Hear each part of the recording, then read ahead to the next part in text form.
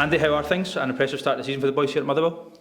It's been good, yeah. It's been a good start. Obviously 6 wins and 7's is a great start to have. Obviously there's mixed in with a cup run in there, obviously getting to the semi-final for the first time in over, I think it's 7 or 8 years for the football club. It's been a good start to the league as well. But listen, that's all it is. It's only just a good start. Motherwell have had a habit over the last couple of years of starting well and then kind of going on a bit of a barren run, so we're trying to be guarded for that. But we're putting in the work every single day and we've got a great dressing room, so long may that continue.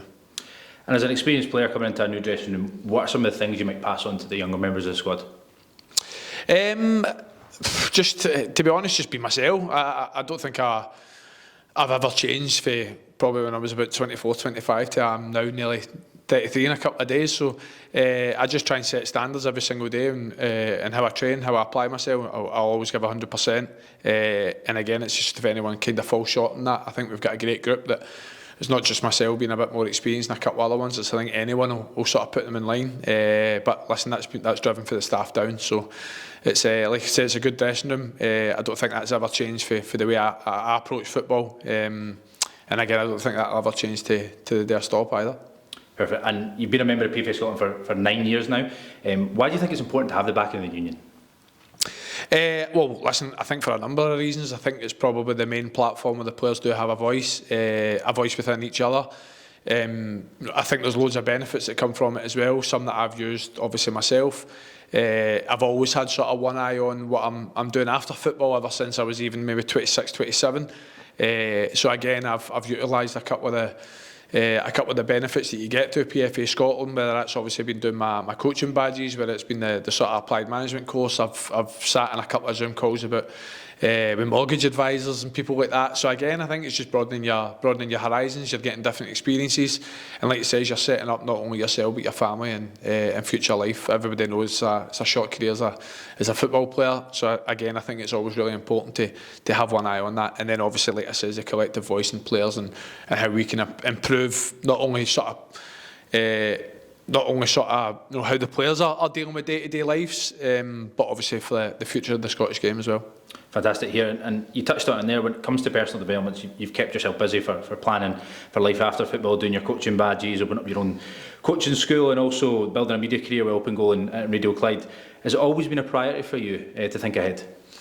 It has, but I'd also say I've always been one that's never been a finish training, go home, sit on the couch, watch the telly. I've always been somebody that's always on the move, whether that's going and watching Lowland League football or junior football or Western Premier. My brother's played the Western Premier for a long time, whether that's watching my nephew play football.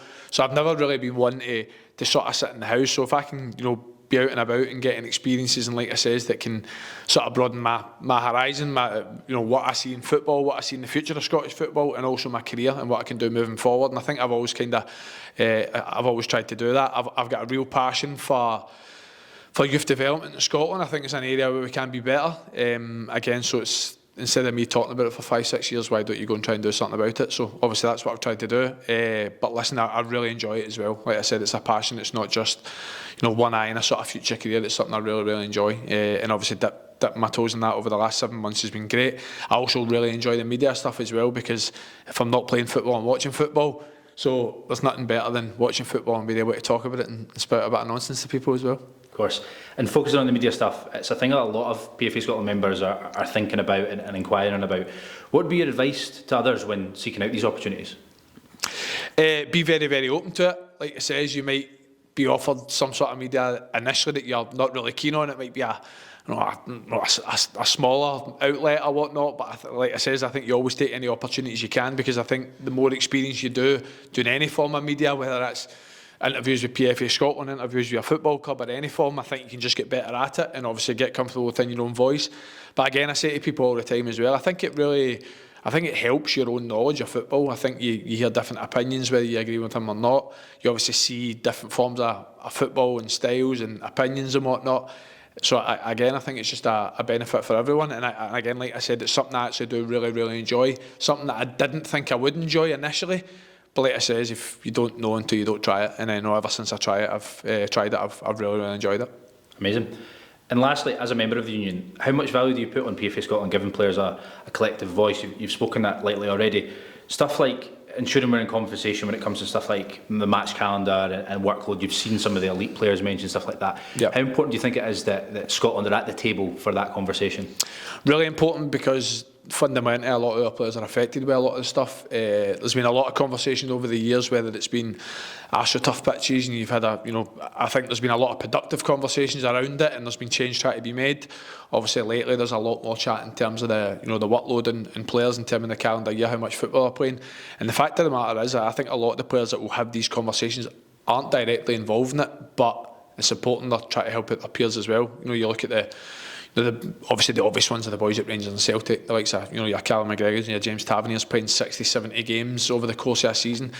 Like we touched on already, we know we're very, very, very, very fortunate to be in the position we are, but we also know it's a very short career and you need to try and make the most of it. And I think if you're playing 75 games a year and getting a 10-day holiday at the end of it, again, that's probably just going to shorten your career even further. So I think fundamentally it's important to have these conversations, whether you might not get the result you want, who knows, but again, it's important to be open and having a conversation about it. So I think there's been numerous things. I think obviously mental health has been something that's been really important, something that's probably wasn't really discussed about when I was young coming through. I think when you're a younger player, you're always told to control your emotions, don't show your opponent that you're frustrated. When you lose the ball, try and react properly. But again, it's that building up, not being able to speak and not being able to show your emotions. And again, I think it's really important now that you're doing the opposite. It's okay to talk. I think again that's been sort of driven for the PFA Scotland and players throughout the recent years, and you're seeing a lot more people always being open and honest, coming out and talking about their feelings, talking about the sort of challenges they've had in life. And if that can help one person that's feeling the same, then obviously it's all worth it. Amazing. Thank you, Andy.